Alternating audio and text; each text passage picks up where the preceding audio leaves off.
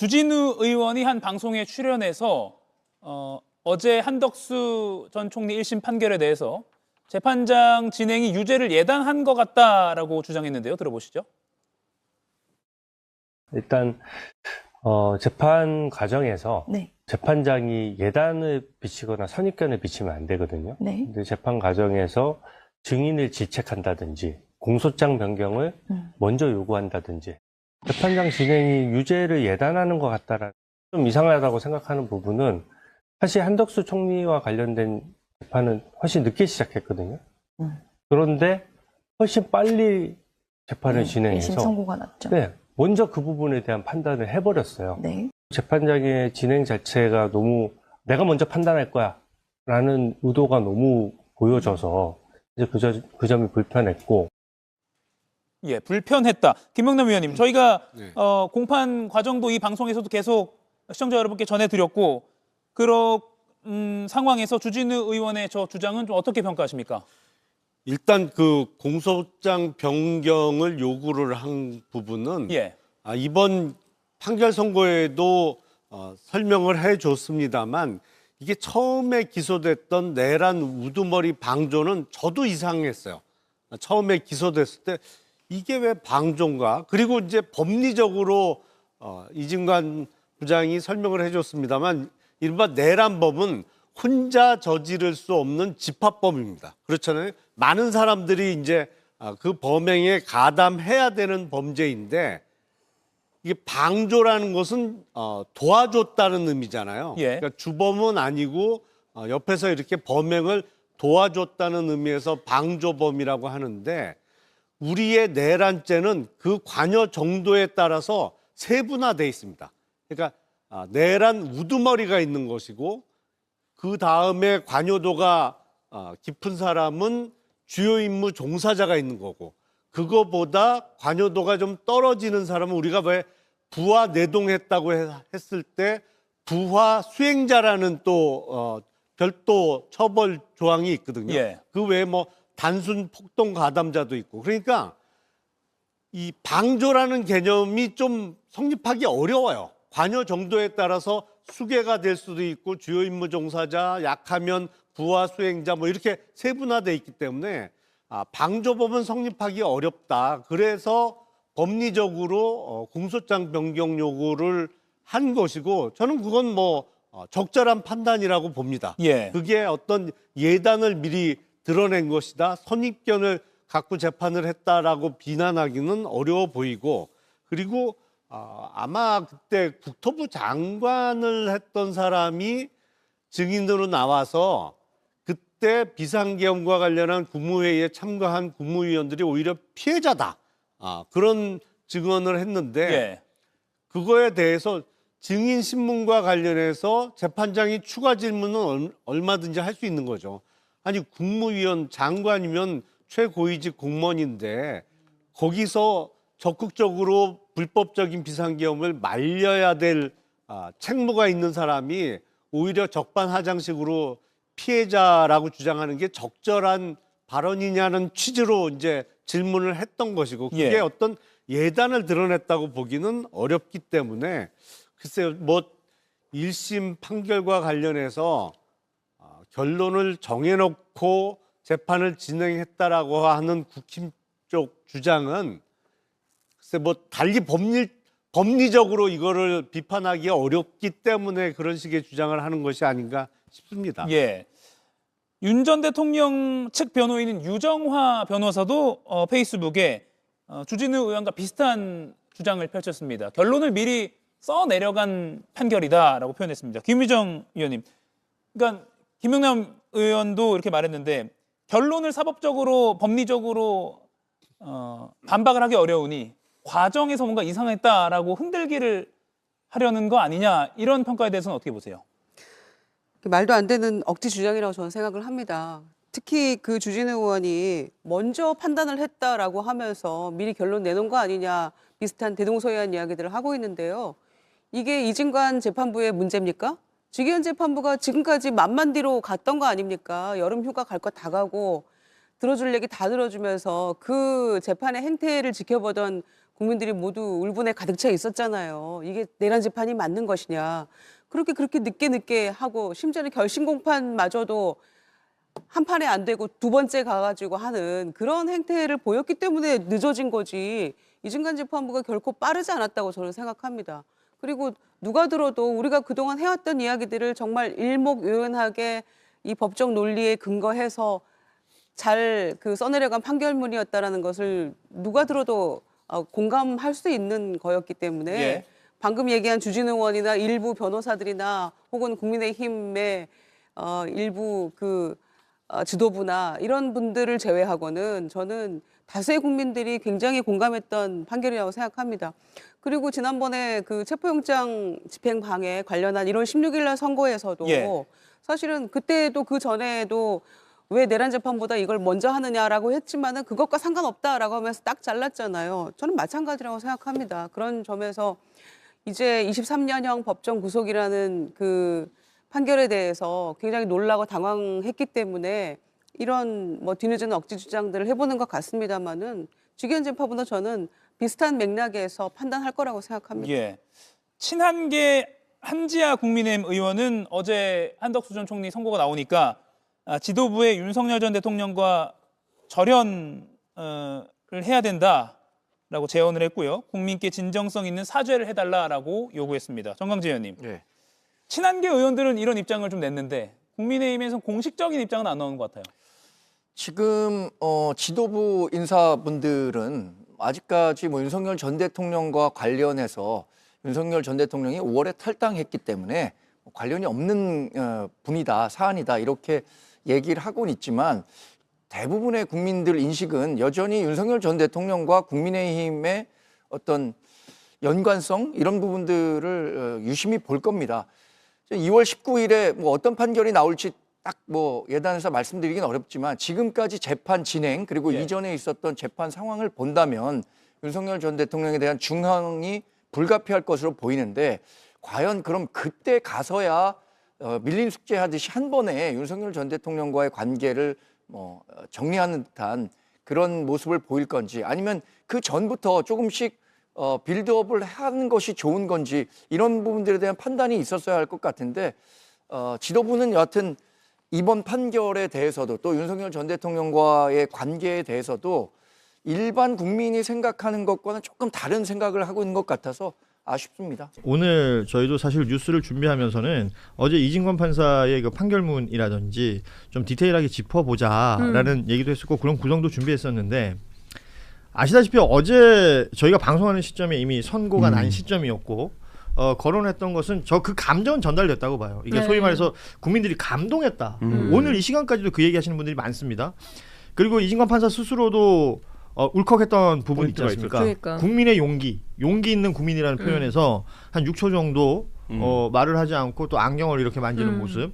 그냥 이런 작은 어떤 모습, 짧은 순간이지만 국민들하고 공감에 성공했고 교감에 성공했다. 그러니까 국민들이 들을 수 있는 그리고 이해할 수 있는 언어로 얘기했던 부분들에 대해서 뭐 소위 말하는 감동이다, 뭐 이런 표현들이 등장하는 거라고 봐요. 그런데 이 판결이 나고 수많은 해석을 하잖아요. 네. 뭐 2월 10일에 있을 이상민 재판에는 어떻게 될 것이냐, 19일에 있을 윤석열 사형 구형된 이 재판에는 어떻게 될 것이냐, 이런 해석들이 여기저기서 많은데요. 그 후속 여러 뉴스들 중에 저는 이걸 좀 봐야 된다고 봐요. 국민의힘에서 특별히 반응을 안 냈잖아요. 네. 뭐 사법부의 그 판단 존중한다라는 입장은 있었고 최종심까지 보겠다가 입장이었어요. 그러고 나서 우재준 최고위원이죠. 청년 최고위원. 우리 당의 어느 누구도 내란으로 기소되지 않았다. 우리 당은 당당하다. 라는 입장을 냈습니다. 그 사람 청년 정치인 아니에요? 청년 최고위원이에요. 그러니까. 이런 부분들에 대해서는 좀 짚을 부분이 있겠다. 그러니까 한덕수를 야밤에 후보 교체를 하려고 했던 사람이 누굽니까? 그리고 그거에 대해서 가처분까지 내고 해갖고 어쨌든 됐던 거잖아요. 저는 최소한 그 당시 비대위원장이었던 권영세 비대위원장이나 아니면 한덕수를 그 당시 옹호해야 했던 뭐 권성동도 마찬가지입니다. 구속되어 있으니까 그렇지만 어쨌든 입장이 나와야죠. 왜냐하면 한덕수를 뭐 멀쩡하게 뽑힌 후보를 한덕수로 교체하려고 했던 거잖아요. 그러니까요. 그리고 한덕수가 뭐 그 당시에 증언과 진술들에 의하면 국민의힘 이 후보가 찍은 스튜디오에서 사진 찍고 포스터 만들고 뭐 했었다는 거 아닙니까? 그 부분에 대해서 국민의힘이 좋아하는 백서라도 발간해야죠. 그거는 안 될 일이었다. 정당민주사에서 있을 수 없는 일이었다라고 해야 되는데 지금 저런 입장을 내고 있다라는 거는 그러니까 여전히 좀 뭐라 그럴까요? 그러니까 덜 망해 있다. 그러니까 더 망할 게 남아 있다. 이런 거를 보여주는 정치력인 거고. 그러니까 이 다시 돌아서 환원해서 질문해 보면 그러면 왜 국민의힘의 그때 지도부는 한덕수를 대선 후보로 만들어야 했는가 이 질문인 거거든요. 이게 결국엔 내란과 연관성 아니겠습니까? 그렇죠. 추경호라든지 그렇죠. 등등이. 그러면 사실 이제 이 부분에 대해서도 해야 되는데 뭐 벌써부터 윤상현 의원이 했던 말처럼 1년 지나면 잊어먹는다. 우리 또 찍어준다 이런 말처럼 뭐 지금 그런 식의 태도를 보이고 있는 거죠. 그러니까 저는 이게 내란의 역사성이 있잖아요. 예. 우리가 이번이 처음이 아니었고 전두환이 군사 쿠데타를 저지른 적이 있고 거슬러 올라가면 우리는 일제강점기를 겪었어요. 당시에 우리가 반민특위를 통해서 역사청산을 친일청산을 제대로 하지 못한 그 값을 2024년 비상계엄 내란으로 또 한 번 또 우리 국민들이 길거리에서 그 고생을 해야 되는 상황에 몰렸다라고 생각을 하는 건데 저는 조선일보 오늘 사설을 보니까 예. 계엄은 내란 첫 판결 후속 재판에서 엄격한 법리 판단을 해야 된다라고 하면서 어떤 얘기를 쓰고 있냐면 계엄 당시 한덕수 전 총리의 소극적인 행위에 문제가 있었다고 볼 수는 있다. 하지만 그것을 계엄 가담으로까지 봐야 하는지 논란이 있을 수 있다.